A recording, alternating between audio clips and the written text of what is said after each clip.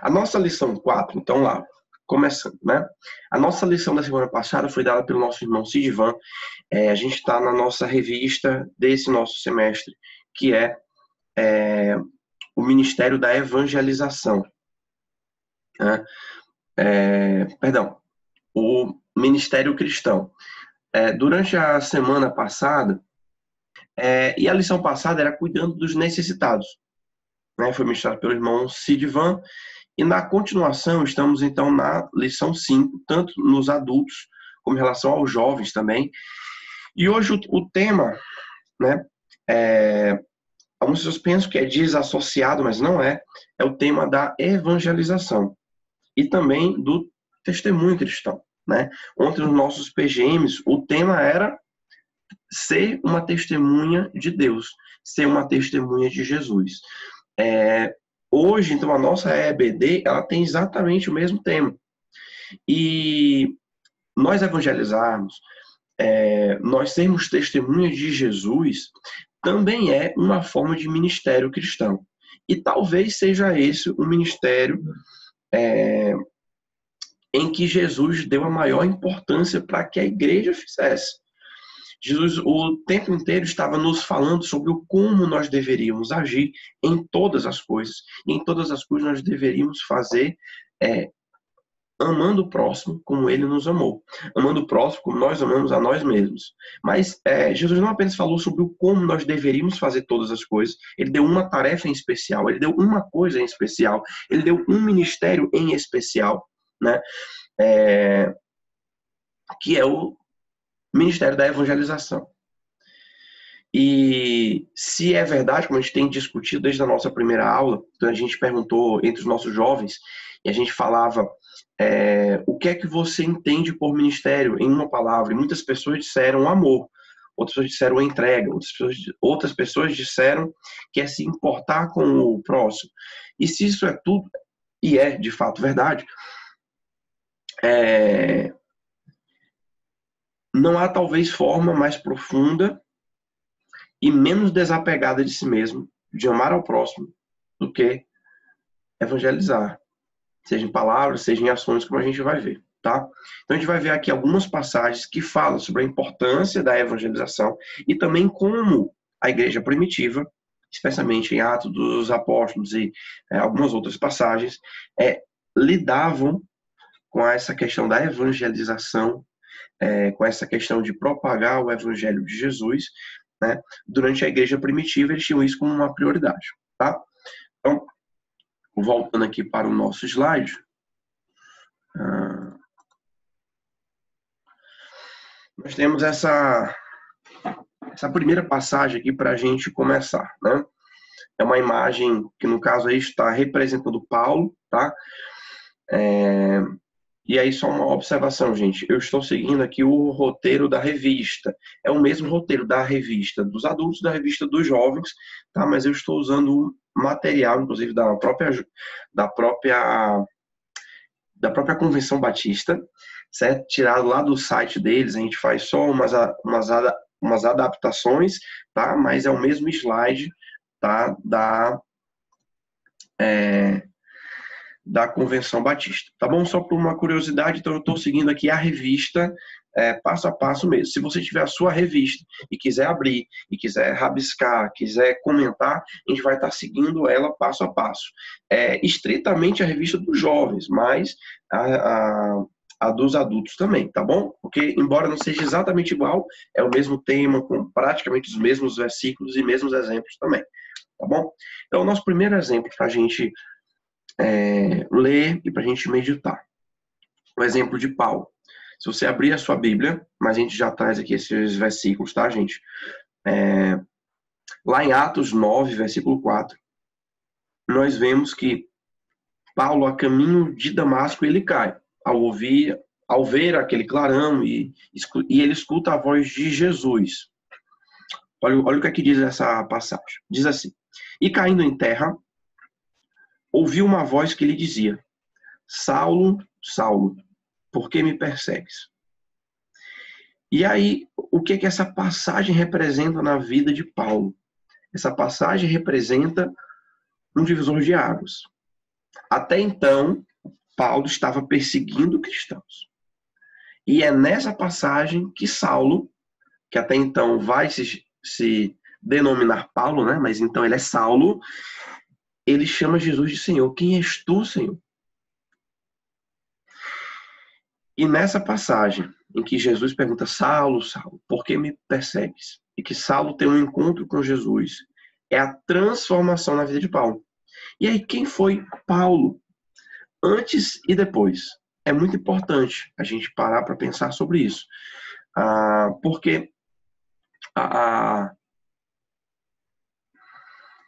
esse encontro com Jesus, ele promove uma mudança de vida, uma mudança de perspectiva, produz conversão.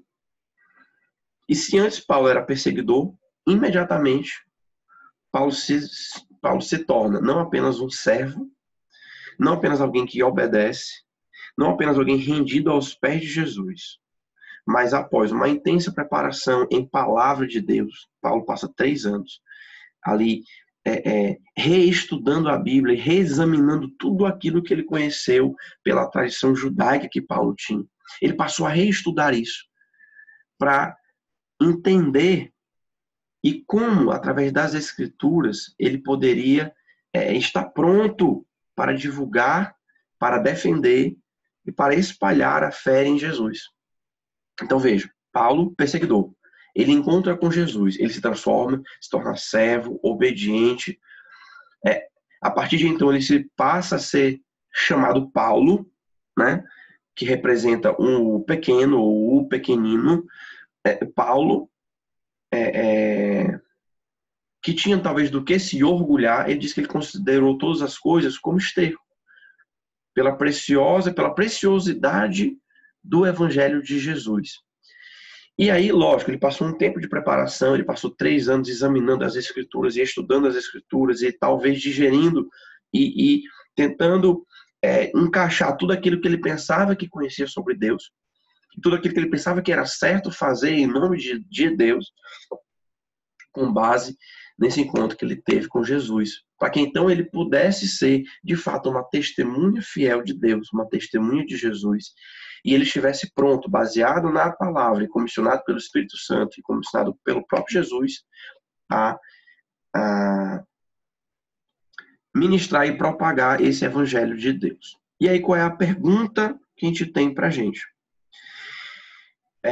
Paulo foi impactado pela voz de Deus, e quando somos impactados pelo poder de Deus, nós ficamos rendidos. Paulo rendeu-se a Cristo no dia que ouviu a voz de Deus. E você? E eu? Nós temos ouvido a voz de Deus e nos rendido a Deus? A Bíblia diz, se hoje ouvires a voz do Espírito, não endureça o vosso coração.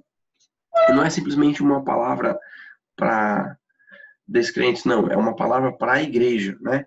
Nós temos, de fato, nos rendido à palavra de Deus que nos comissiona a fazer a vontade dele? É a primeira pergunta para a gente começar a nossa aula, a nossa reflexão nesse nosso dia de hoje, tá bom?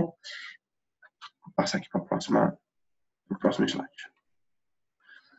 O segundo exemplo que nós vamos ver é o exemplo de Estevão, né? Se você abrir a sua Bíblia, lá em Atos 6, a partir do verso 8 a 15, a gente vai ver uma parte da passagem, né? É o capítulo 6 e 7, que fala sobre Estevão, que era um jovem que foi o primeiro mártir cristão, a primeira pessoa, após Jesus ter ressuscitado e subir ao céu, foi a primeira pessoa que morreu por defender a fé cristã, né? E eu trouxe aqui os textos bíblicos, nós podemos ler juntos, tá? Atos 6, do 8 ao 15. Diz assim a palavra do Senhor.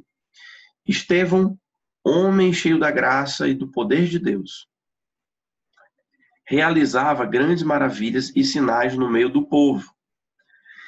Contudo, levantou-se oposição dos membros da chamada Sinagoga dos Libertos, dos judeus de Cirene e de Alexandria, bem como das províncias da Sicília e da Ásia. Esses homens começaram a discutir com Estevão. Mas não podiam resistir à sabedoria e ao espírito com o qual Estevão falava. Então subornaram alguns dos homens para dizerem: ouvimos Estevão falar palavras blasfemas contra Moisés e contra Deus. Com isso, agitaram o povo e os líderes religiosos e os mestres da lei, e prendendo Estevão, levaram-no ao sinédrio. Ali apresentaram falsos testemunhos que diziam: esse homem não para de falar contra esse lugar santo e contra a lei. Pois ouvimos dizer que esse Jesus, o Nazareno, destruirá esse lugar e mudará os costumes que Moisés nos deixou. Olhando para ele, todos que estavam sentados no sinédrio viram que o seu rosto, o rosto de Estevão, parecia com o rosto de um anjo. É só uma breve passagem, a gente não vai ler o trecho inteiro, mas se você depois puder ler na sua Bíblia, você vai ver que Estevão faz uma confissão de fé, e é muito bonito porque ele vai desde o Antigo Testamento até chegar em Jesus, né? E quando ele termina essa profissão de fé, ele é apedrejado, né? E quando ele é apedrejado, ele olha para o céu, vê os céus abertos, né? E é uma cena extremamente bonita a forma como ele se entrega a Deus até a morte, né? Com esse propósito, né? Com o propósito de realmente confessar a fé, de explicar a fé, né? E apesar de morrer apedrejado, é como se ele morresse em paz, né? Se você puder ler e puder meditar nessa palavra hoje, você vai perceber, né? E os atos de Estevão são, no mínimo, inspiradores, né? Quem capacitou Estevão foi o Espírito Santo. E ele ainda capacita nós hoje, homens e mulheres, crianças, idosos, pessoas de todas as idades, para praticar o exercício do ministério da palavra. E ele nos dá discernimento, também nos dá sabedoria. É verdade que para que se pratique o ministério da palavra, como a gente falou, por exemplo, no caso do apóstolo Paulo, exige uma preparação. O apóstolo Paulo passou, por exemplo, 3 anos em preparação, né? Os apóstolos e discípulos que passaram ali, pelo menos os 12, né? Que na verdade houve mais discípulos, né? Pelo menos 70 a gente sabe, e após Jesus subir ao céu tinha pelo menos 120, mas pelo menos os 12 estiveram com Jesus. Acho que alguém ligou aqui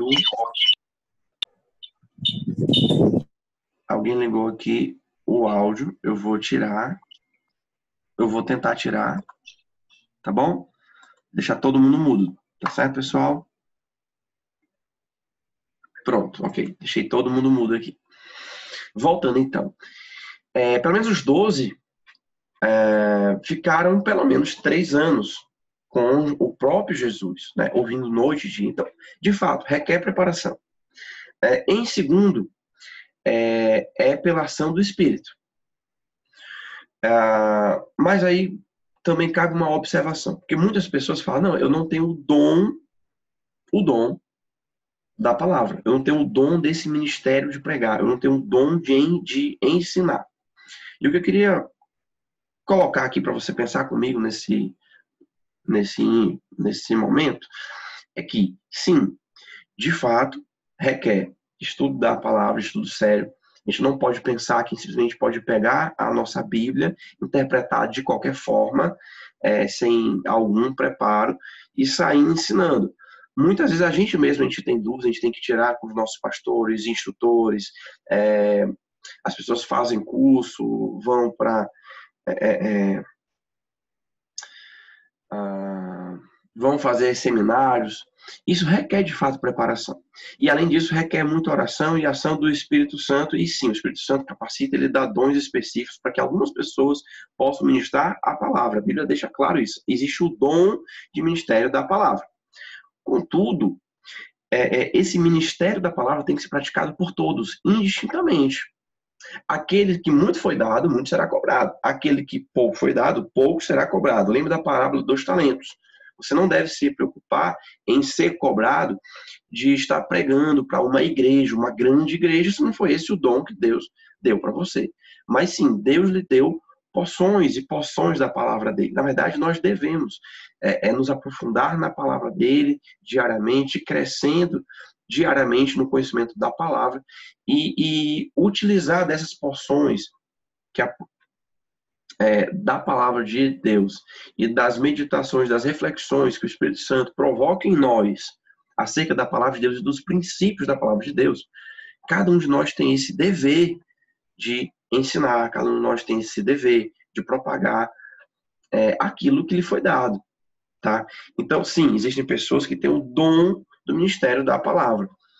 E essas pessoas são usadas e devem ser usadas, né? Alguns não estão sendo ainda. Então, se você tem o dom da palavra, mas você for tímido, basta olhar para alguns exemplos, né? Aqui entre nós, meu mesmo, do irmão Alan, por exemplo, que ele sempre fala que ele é um pouco tímido, mas que usado por Deus, baseado na palavra e sendo orientado pelo Espírito Santo, nós temos esse dever de nós podemos fazer o bem e devemos fazer o bem através de ensinar a palavra de Deus.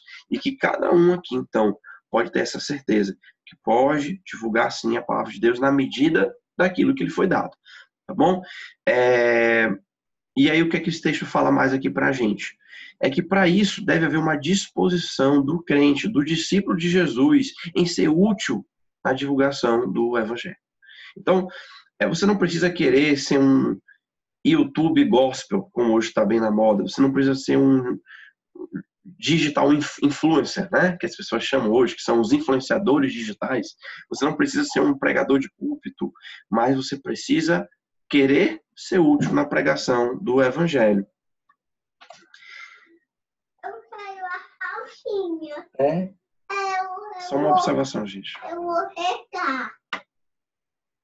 Tá bom, peça lá para a mamãe.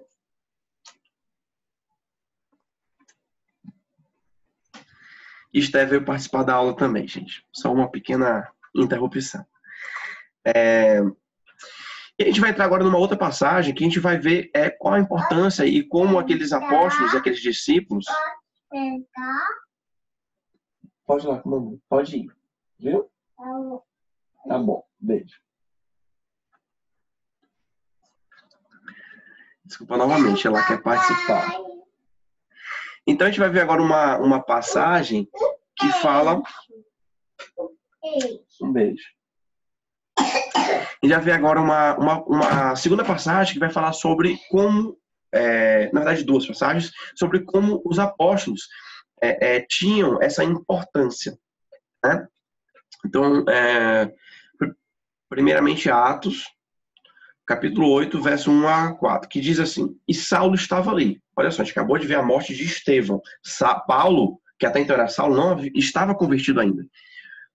Então, Saulo estava ali, consentindo na morte de Estevão. Naquela ocasião, desencadeou-se grande perseguição contra a igreja em Jerusalém. Todos, exceto os apóstolos, foram dispersos pelas regiões da Judéia e de Samaria. Alguns homens piedosos sepultaram Estevão e fizeram por causa dele grande lamentação. Saulo, por sua vez, devastava a igreja, indo de casa em casa, arrastava homens e mulheres e os lançava na prisão. Os que haviam... E olha só essa passagem, o verso 4. Que aí a gente vai começar aqui a narrar uma segunda passagem. Mas olha apenas esse verso 4 antes que a gente passe para falar da passagem de Filipe, né? O verso 4 diz assim: os que haviam sido dispersos. Veja que a igreja estava sob grande perseguição. Paulo, então era Saulo, estava ali perseguindo os cristãos. Mas olha o que diz aqui no verso 4. Os que haviam sido dispersos pregavam a palavra por onde quer que fosse.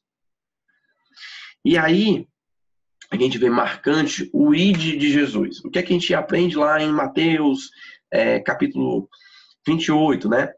A gente lê lá no nosso bom e velho português, Jesus dizendo: ide, portanto, e fazei discípulos de todas as nações, batizando, em nome do Pai, do Filho e do Espírito Santo, ensinando-os a guardar tudo que eu vos ensinei, né? E muitas vezes a gente entende essa passagem como... Rapidinho, irmãos. carochinha. Tá certo. Ó. Vai lá conversar com a mamãe, vá. Desculpa, irmão. Uma breve interrupção novamente. Quando a gente for postar esse vídeo aqui no YouTube, a gente vai ter que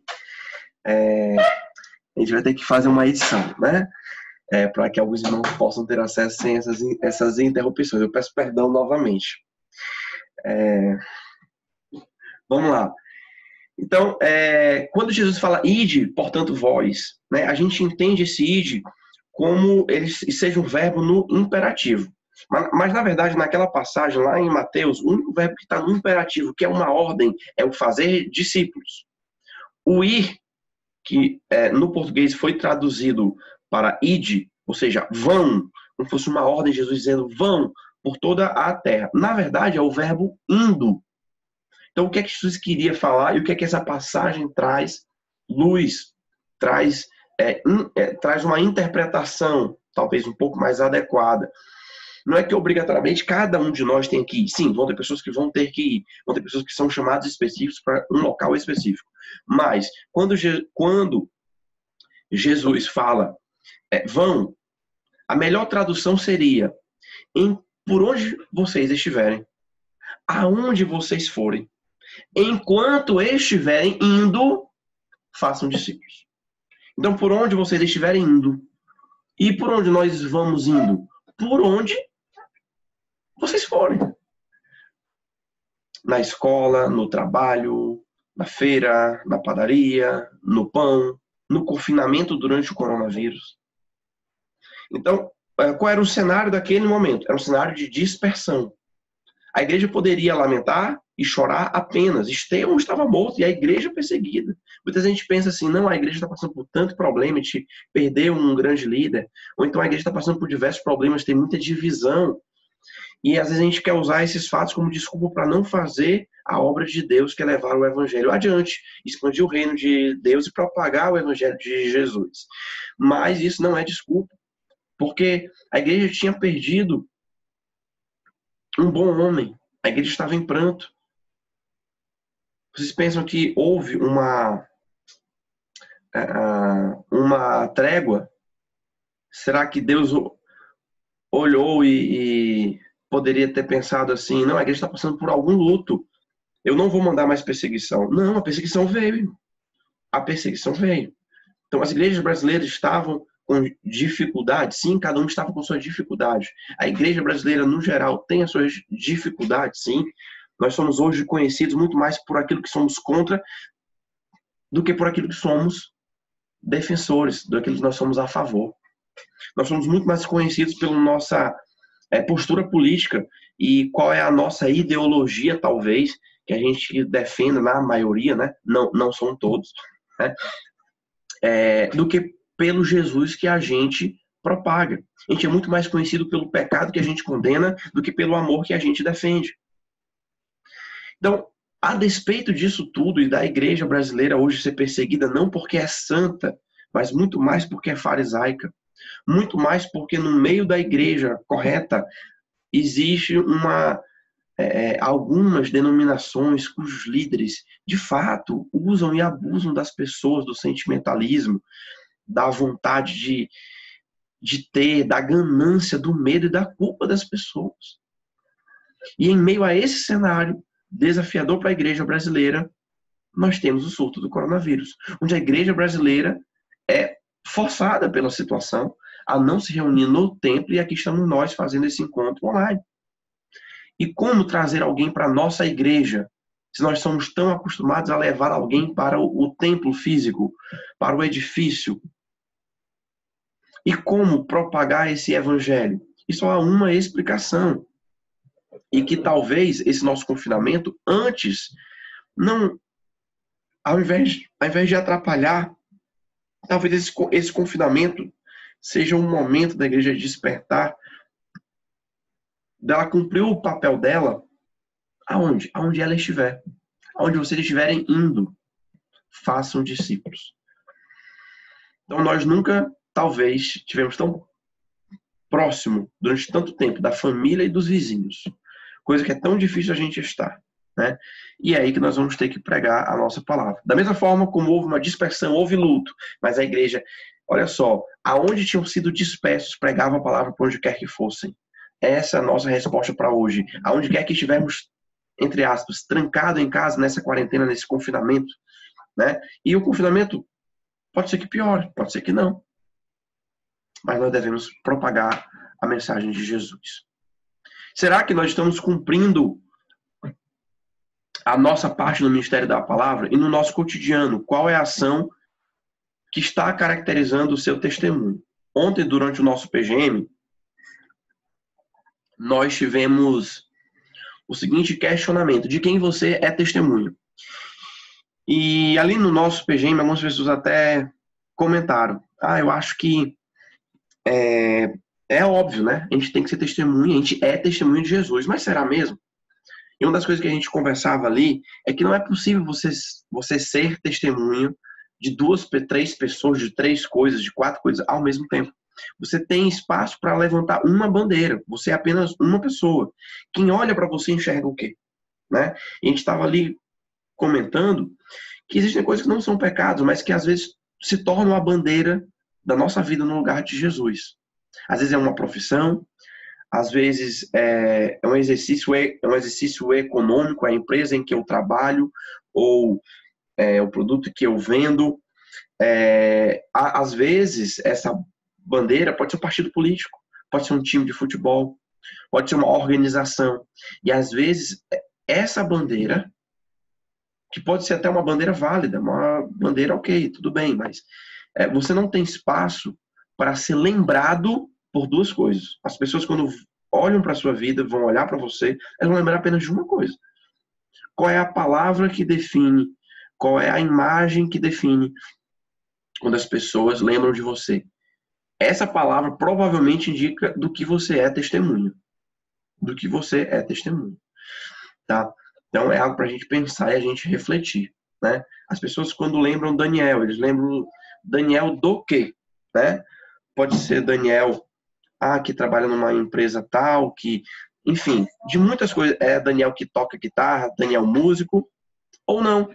Pode ser que eles lembrem Daniel de Jesus. Esse seria o alvo. A gente sabe que não é fácil, mas esse é o nosso alvo. E aí, continuando nessa nossa passagem, a gente vai ver agora do verso 5 ao verso 8. Que a gente vai falar de Filipe, né? Indo Filipe para uma cidade de Samaria, ou seja, ele sai daquela localização, tá? E tem aqui uma observação, né? Jetro aqui está comentando. É isso mesmo, Jetro, nós somos mais conhecidos pelas proibições, não porque a igreja não tem a atitude de amor, mas também porque é mais fácil apontar os prováveis defeitos do que as virtudes. É verdade, Jetro. Muitas vezes nós temos tantas qualidades, né? E às vezes o que fica é o alvo de crítica. E de fato as pessoas vão nos criticar. Isso é fato, né? Perfeito, já. Perfeito. Eu oro para que a igreja nos nossos dias, ela, como na igreja de Atos, ela caia na graça, assim como aquela igreja primitiva caiu na graça das pessoas ali do primeiro século, né? Claro, ela foi perseguida, mas em geral as pessoas viam a igreja e diziam: nossa, esse pessoal é diferente. Esse pessoal, eles amam uns aos outros de verdade. Olha como eles se amam, né? E olha como eles ajudam o próximo, o mendigo, o nu, a viúva, o órfão, né? A gente vê vários exemplos, a gente tem estudado sobre isso, né? A gente vê Dorcas, a gente vê Fibe, enfim. E caindo na graça que eu espero que a igreja seja conhecida, caindo na graça e na simpatia do povo, né? Então, desculpa, irmãos. Garganta um pouco seca. Continuando. A partir do verso 5, o que é que a gente pode ler? Que indo Filipe para uma cidade de Samaria, ali ele anunciava a Cristo. Então, vários foram dispersos. Filipe foi para onde? Ele foi para Santa Helena. Então, vamos pregar o evangelho no Santa Helena. Não, por algum motivo, eu fui para Tibau. Né? A minha família, no veraneio, vai para Tibau. Ok, então, parte da igreja Betel está em Tibau. Que você seja a igreja do Senhor Jesus, que você seja uma parte da igreja Betel em Tibau. Não, a gente está indo para Martins, a nossa família vai para Martins. Então, que você seja a igreja Betel, que você seja a igreja do Senhor Jesus em Martins, né? Verso 6. Quando a multidão ouviu Filipe e viu os sinais que ele realizava, deu unânime atenção àquilo que ele dizia. Ou seja, o espírito ali estava atestando. Os espíritos imundos ou malignos saíam de muitos dando gritos, e muitos paralíticos e mancos foram curados. Assim, houve grande alegria naquela cidade. E aí a gente tem uma passagem, tá? Que a gente não vai ler esse trecho todo, em que Filipe está caminhando e ele encontra um eunuco, né? E esse eunuco estava lendo, né? Mais ou menos como essa imagem mostra. Ele estava lendo aqui o rolo do profeta Isaías, né? Estava lendo o livro, né? Que na verdade não era nesse formato aqui de livro que a gente tem hoje, era um rolo. E ele estava lendo o livro do profeta Isaías. E aí Filipe, ao estar próximo dessa carruagem, ele pergunta: você entende aquilo que você lê? E aí o eunuco diz: como eu posso entender se não há quem explique? E aí Filipe senta lá com ele, explica, né? Parece muito com aquela passagem que Jesus encontra com os 2 discípulos que estão indo, estão saindo de Jerusalém, né? E Jesus começa desde o Antigo Testamento a explicar sobre como Cristo deveria padecer e morrer por nós, né? E é mais ou menos isso que Filipe faz. Filipe explica com base naquilo que aquela pessoa estava lendo, o Antigo Testamento, né? E aquela pessoa crê. E crendo, ela vê uma quantidade ali de água, ninguém sabe se era um lago, se era uma poça d'água, ninguém sabe. Mas o fato é que eles param e Filipe batiza aquele eunuco. E logo em seguida, tem uma das passagens mais incríveis, um dos milagres ou sinais realmente poderosos, que Filipe, ele é arrebatado dali. Ele some dali. E ele vai aparecer junto dos outros discípulos, a quilômetros de distância, né? E o que é que essa passagem tem a nos trazer a pensar? É que a proclamação do evangelho por parte do discípulo, por parte do crente, necessita também ser acompanhada de sinais de vida, que acompanha a vida daquele cristão. Esses sinais indicam a mudança que Cristo trouxe para nossas vidas. Então, aqui não cabe a gente falar naquela ilusão ou naquela utopia do super crente, daquela pessoa que não tem falhas. Não.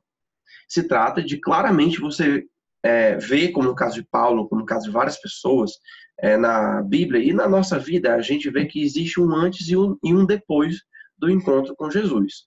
Não se trata de você ter se tornado a melhor pessoa do mundo, mas de você já não ser quem você era. Tem uma frase que ela é atribuída a Martinho Lutero, ela diz assim: eu não sou aquilo que eu gostaria de ser. Eu não sou ainda aquilo que Deus me fez para ser, mas pela graça de Deus eu já não sou quem eu era. Então isso mostra que nós não somos perfeitos e aqui na Terra nós não vamos ser perfeitos. E nós não estamos aqui para disputar se nós somos as melhores pessoas do mundo, mas nós somos as pessoas mais transformadas do mundo. Se Deus pegou as piores pessoas do mundo, nós agora somos as piores pessoas do mundo mais transformadas. E isso é muito marcante. Quanto mais a gente vê a transformação na vida das pessoas, mais isso dá gabarito, isso dá credibilidade àquilo que aquela pessoa está pregando. Eu estava escutando, já tem alguns dias, né, a pregação de um pastor que ele era homossexual, ele frequentava festas, ele usava drogas. E quando ele se converteu, ele conta que o pessoal fazia apostas. Isso aí não vai durar dias, semanas, mas aí de dias, semanas virou meses. E aí quando as pessoas viram que era um caminho sem volta, que ele realmente tinha se convertido, ele tinha sido transformado, as pessoas chegavam para ele e perguntavam: é de verdade mesmo? O que aconteceu com você? Aí ele, pois é. Aí ele testemunhava. Né? Imagina o poder de um testemunho de uma pessoa dessa, em especial com as pessoas do meio que ele frequentava antes. Né? Isso é algo muito poderoso. Então, a pessoa que recebe o evangelho, ela precisa perceber, né, a pessoa que escuta através da nossa pregação, ela precisa perceber em nossa vida os frutos do evangelho. Do contrário, não somos testemunhas eficazes, uma vez que a mensagem fica confusa. quando dizemos uma coisa e mostramos outra, né?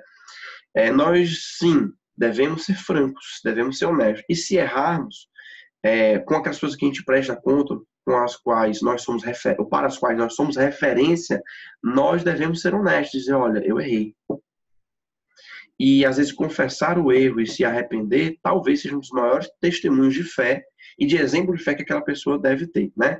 Isso também se aplica aos filhos, né? Alguns pais, eles têm medo de dizer que erraram e de, inclusive, pedir desculpa, né? E eu concordo com muitos psicólogos, e acho que a gente já, inclusive, teve alguns encontros de casal falando sobre isso. Não lembro se o pastor Alex, em alguns dos estudos que ele fazia com os nossos casais, ele também falou sobre isso, mas eu acho que sim. Se não ele, foi algum outro pastor, em que essa questão de a gente confessar que a gente errou mostra que nós somos humanos e que nós estamos francamente e honestamente querendo acertar, tá? E que tira a máscara de hipocrisia, tá? Uma outra passagem que nós vamos ver, e nós já estamos caminhando, irmãos, para o final, quando é 11 horas mais ou menos, a gente abre aqui para que os irmãos tirem dúvidas, tá? A passagem está em 1 Pedro 4, 7 e 11, que fala sobre os deveres que os cristãos têm uns para com os outros, e até com as pessoas de fora também. E fala de um evangelho que vai além de palavras, né? Tem uma frase que é atribuída ao Francisco de Assis, que diz, prega o evangelho o tempo inteiro, se necessário, use palavras. A gente não sabe se essa frase é realmente dele, mas é uma frase, de fato, interessante. Use palavras sempre que puder, mas use as ações a todo momento, porque as ações você pode usar sempre, né? Não significa dizer que você não deve propagar o evangelho dito, claro, e anunciar o evangelho da forma como tem que ser, né? Mas significa dizer que nem sempre você pode pregar e nem sempre a pessoa quer ouvir. Mas quando a pessoa não quiser ouvir ou você não puder falar, você ainda assim pode pregar o evangelho em palavras. É isso que essa frase, na verdade, quer dizer, né? Então, a partir do verso 7, 1 Pedro 4, diz assim, o fim de todas as coisas está próximo. Portanto, sejam criteriosos, estejam alertas. Dediquem-se à oração. Em suma, vigiem e orem. Sobretudo, amem-se sinceramente uns aos outros, porque o amor perdoa muitíssimos pecados. Sejam mutuamente hospitaleiros, sem reclamação. Cada um exerça o dom que recebeu para servir os outros, administrando fielmente a graça de Deus em suas múltiplas formas.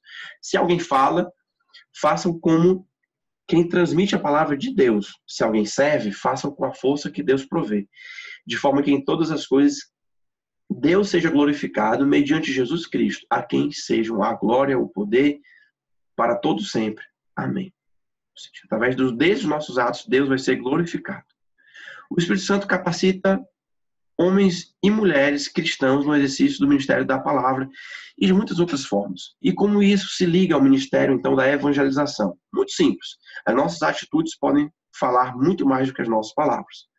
Tem um ditado que diz que as nossas palavras falam, mas as nossas ações, o nosso exemplo grita. Umas vezes a gente escuta assim, o nosso falar, ele convida, ele traz, mas o nosso exemplo, ele arrasta. É muito mais poderoso, né? Portanto, ao servir aos outros, uns aos outros, nós nos tornamos bons servos de Deus, usando os dons que ele nos concedeu pela sua imensa graça para nos dar testemunho e glorificar a Deus com as nossas atitudes. Isso também é parte do ministério de evangelização, porque gera proximidade para com o próximo, através de testemunho, de ação e de palavras. Muito bem, Cleiton está falando aqui de uma palavra realmente muito forte, Cleiton, que é 2 Coríntios 3:2, que diz, vós mesmos sois a nossa carta, escrita em nosso coração, conhecida e lida por todos. Ou seja, nós somos carta do Senhor Jesus, uma carta viva, né? E o irmão Paulo colocou aqui, às vezes Deus pode permitir que os nossos recursos diminuam para que possamos contar com a sua força. Amém, irmão Paulo. As nossas necessidades mostram o poder de Deus. É verdade, irmão Paulo. O poder de Deus se aperfeiçoa na nossa fraqueza. É verdade. Não é por isso que nós vamos querer ser voluntariamente fracos e falhos para que a graça de Deus se manifeste. Não, a gente não vai pecar para mostrar que Deus é santo. Não. Mas é que na nossa falha, na nossa fraqueza, e até na nossa falha e fraqueza em relação à luta contra o pecado. Quando a gente de fato se arrepende e confessa, Deus é misericordioso e gracioso. Ele usa inclusive essa nossa falha para a glória dele. Tá? Vamos caminhar aqui para a nossa última passagem. Lá em 1 João 4, 1 e 6. Porque aí a Bíblia deixa claro que existe o Espírito da verdade e o Espírito de erro. E que a gente trouxe os Espíritos, né? Existe o Espírito Santo, que é o Espírito da verdade. Existe os Espíritos de erro, que são os Espíritos imundos, Espíritos malignos. Que muitas vezes eles não se manifestam, não se vêm à tona apenas com aquelas manifestações de possessão. Não. Muitas vezes apenas influenciando as pessoas. A Bíblia diz que o Deus, com D minúsculo, o Deus desse século, ele cega, fecha os olhos das pessoas para que elas não entendam, para que elas caiam em condenação. Né? Então, se o Deus desse século cega o entendimento das pessoas, ele também causa confusão. Né? É só você se lembrar daquela passagem da Torre de Babel. O que é que Deus faz? Olha só que interessante. A diferença entre o Espírito da verdade e o Espírito de erro.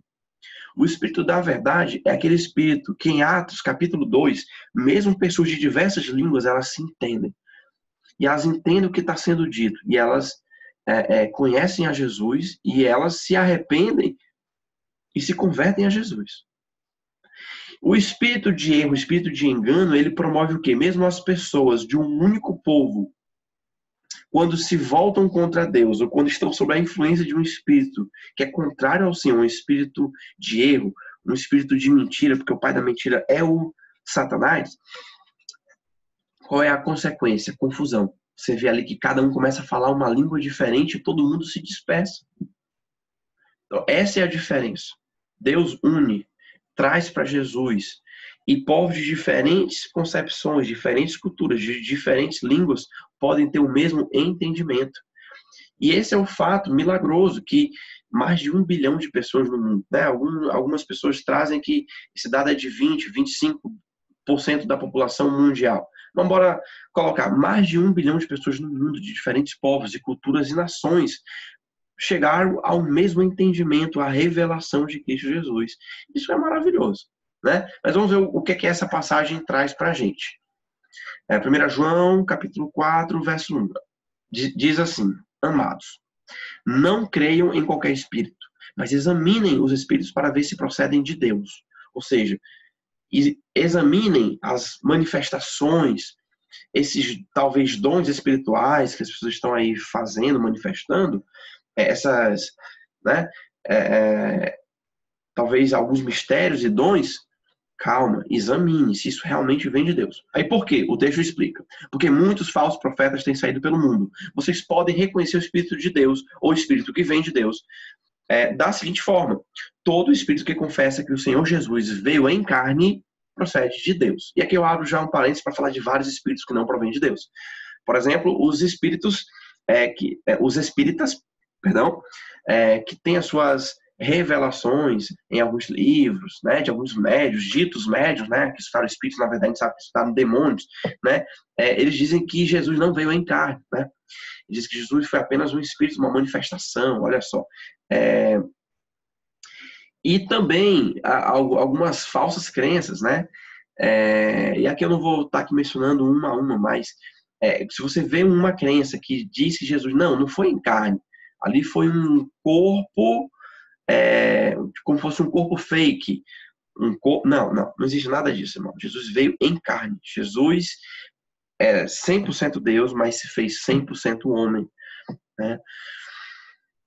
Vamos continuar no verso 3. Mas todo espírito que não confessa a Jesus não procede de Deus. Esse é o espírito do anticristo. Ou, aqui é uma nota de tradução, é o espírito que vem do anticristo, acerca do qual vocês ouviram que está vindo e agora já está no mundo. Ou seja, o espírito do anticristo já estava em ação desde Atos dos Apóstolos e continua até hoje. O espírito que atesta contra Jesus. E aí João diz: Filhinhos, verso 4, vocês são de Deus e vocês os venceram, porque aquele que está em vocês é maior do que o que está no mundo. Eles vêm do mundo, por isso o que falam procede do mundo, e o mundo os ouve. Nós vemos de Deus, e todo aquele que conhece a Deus nos ouve. mas quem não vem de Deus não nos ouve. Dessa forma, reconhecemos o espírito da verdade e o espírito do erro. Né? Aquele que está no mundo ouve as coisas do mundo, né? E o que é de Deus não lhe agrada, né? Essa é a verdade. Então, outra passagem que fala sobre essa questão de o espírito da verdade, o espírito do erro, é no Evangelho de João, onde Jesus ensina que pelos frutos os reconhecerão. Né? E é preciso que a gente esteja, de fato, atento. Né? Uma pessoa que não ama não pode trazer uma mensagem de Deus. Além disso, se a mensagem da pessoa contradiz os ensinos da Bíblia, os ensinos dos apóstolos, ela também não pode ser considerada de Deus. Pois quem é de Deus ouve o ensino dos apóstolos, ouve e propaga o ensino da Bíblia. Esses critérios ainda podem ser usados ainda hoje. Uma mensagem que vem do Espírito de Deus precisa expressar amor, considerar a encarnação de Jesus e estar pautada na palavra. São essas três considerações. É uma mensagem que vem em amor? Sim. É uma mensagem que ela confessa, ela considera, ela é pautada na verdade. Jesus veio em carne, morreu por nós, ressuscitou, morreu, né, subiu aos céus e vai voltar? Sim, então é a mensagem de Deus. Está pautada na palavra? Se falhar em um desses três aspectos, essa palavra não vem de Deus, tá? Se falhar em um... Porque tem gente que prega na palavra, diz que Jesus veio em carne, mas não prega em amor. A palavra não é em amor. Como é que você quer converter alguém se você não fala em amor? Né? Deus pode. Mas isso não mostra que o seu coração está de acordo com o coração de Deus. Deus pode usar quem Ele quer. Eu até comentei alguns dias atrás que eu soube de um caso que Deus usou um ateu e a pessoa se converteu com a pregação de um ateu. Né? Mas o nosso interesse não é apenas ser usado por Deus, é ter o coração que Deus tem, ter a mente de Cristo e propagar e fazer a vontade de Deus como Deus quer. Né? E o pastor está aqui falando que os gnósticos também pensam assim, né, pastor? Isso. Eles também pensam que, os gnósticos, eles também pensam que Jesus não veio em carne, Jesus foi apenas uma manifestação, algo tipo um espírito, né? E aí tem uma imagem aqui, né, que a nossa revista trouxe, que é um fariseu, né? Fermento em pó químico. E claro, né, é uma charge, né? Que diz assim, para você olhar no cisco do olho do seu irmão. A gente tem que ter muito cuidado com isso, irmãos. Porque precisa só de um pouquinho de pó, de fermento para levedar a massa inteira, né? E, irmãos, é isso. Essas são as mensagens, são as passagens e quais são as lições, recapitulando. Primeiro, que todos os crentes somos chamados para sermos testemunhas de Cristo até os confins da terra. Segundo, que é o Espírito Santo quem capacita os homens e mulheres cristãos no exercício do ministério da palavra, orientando e dando discernimento e sabedoria. Terceiro, a pessoa que recebe o evangelho precisa perceber em nossa vida os frutos, do contrário, não somos testemunhas eficazes. Quarto, nossas atitudes podem falar e falam normalmente muito mais do que as palavras. E quinto, ponto que a gente viu, é que uma mensagem que vem do Espírito precisa ter 3 pontos. Precisa expressar amor, considerar e expressar que Jesus veio em carne, a encarnação de Jesus, e precisa estar pautada na palavra. Tá? Atitude para a gente tomar com base nessas lições. A pessoa que recebe o evangelho, novamente, precisa perceber que em nossa vida os frutos do evangelho. Do contrário, não seremos testemunhas eficazes. Analise a sua vida. Você realmente é uma pessoa comprometida e convertida ao Senhor Jesus? E aqui é difícil, né? É difícil. A gente está 100% ok, né? Mas alguém que é comprometido, convertido a Jesus, é alguém que vai estar constantemente se arrependendo, vai estar constantemente sendo transformado, como a Bíblia diz, dia a dia, de glória em glória, a imagem de Jesus. Segunda pergunta para a gente nos questionarmos. Você vai à igreja para quê? Né? Primeiro, a gente não está nem fisicamente indo, né? Mas hoje, né? Você está conectado à igreja. Você vai à igreja fisicamente também. Para quê? Você vai à igreja porque seus pais pedem, seus pais levam, porque lá vocês têm amigo ou algum namorado, namorada. né? Tem gente que realmente vai para a igreja apenas com fins sociais, né? Eu não estou dizendo que isso não seja um fim nobre, mas comparado a Jesus, comparado a adorar a Deus, né? Esse não é o fim. O fim social não é o fim principal da igreja, né? Não é. É fato que a igreja ajuda também, né, com questões sociais e para sociabilização também. E talvez essa crise que a gente está vivendo esteja mostrando, de fato, eu realmente sou comprometido com Jesus, eu, de fato, estou indo à igreja com algum propósito válido, porque senão, provavelmente, essa pessoa não vai ter estímulo a estar conectada hoje aqui, né? Ou não vai estar fazendo o seu culto doméstico, não vai estar lendo a palavra, não vai estar escutando uma pregação, porque talvez aquilo ali era apenas uma rotina, né? E a última pergunta, ou você vai à igreja para adorar a Jesus, aí sim, vai sentir o toque de Jesus, vai ouvir a sua voz, vai buscar a face do Senhor. Você está tendo a chance de pensar, então, sobre a sua vida espiritual. Não desperdice essa oportunidade, né? E essa é a nossa palavra aqui para hoje. Assim, a gente vai encerrando a nossa EBD, tá? Queria dar alguns avisos, né? Até para a gente encerrar aqui também a nossa gravação. Depois a gente vai estar postando esse vídeo lá no nosso YouTube, tá? Logo mais, às 18h30, nós vamos ter o nosso culto online. Esse culto online vai ser transmitido pelo YouTube, tá? Ele vai ser transmitido como se fosse ao vivo, né, para todo mundo, né? É um culto que tem algumas gravações, né? Então, dessa forma ele não é, vamos dizer assim, ele não é ao vivo, tá? Mas ele vai passar, vai ser transmitido ao vivo para que todos nós, ao das 6h30, nós possamos parar aquilo que a gente está fazendo e a gente poder participar. Então, chame a família, chame amigos, se você tiver pessoas que possam escutar juntos. Não é para a gente assistir a um culto ou ser telespectador de um culto, mas de fato para a gente cultuar ao Senhor juntos às 18h30, nosso culto online.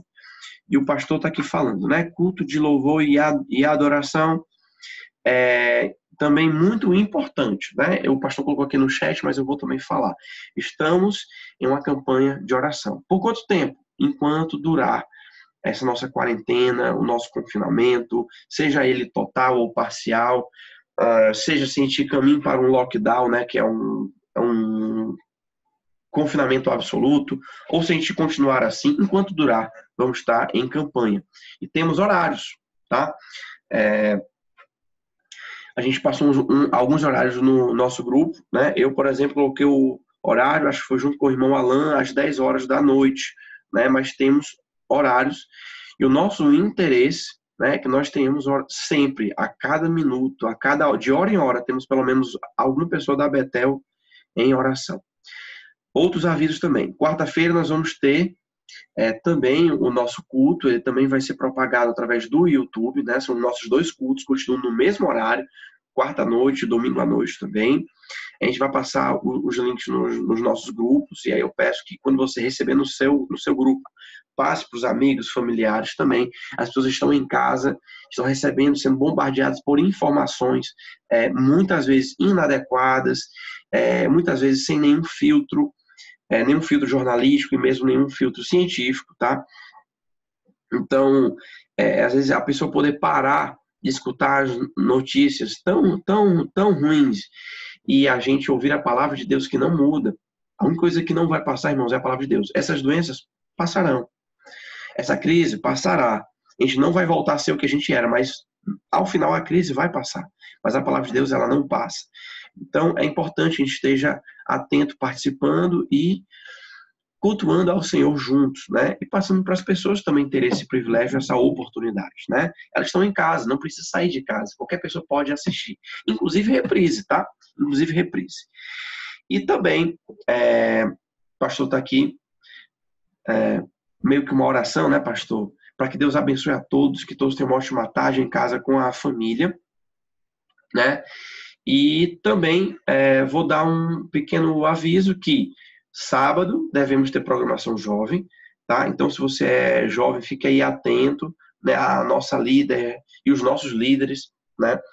vão estar divulgando o que é que vai ser feito sábado, se vai ser pelo Instagram, se vai ser novamente um encontro pelo Skype. Isso vai estar sendo propagado, tá?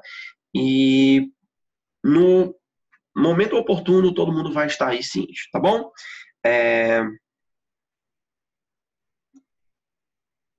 Ok. Temos pessoas aqui falando, Paulo, e ouça a sua garantia. Não consegui entender muito bem, mas é isso, irmão. Esses são os avisos que a gente precisava dar, tá certo? A gente está aqui nesse momento parando aqui a gravação.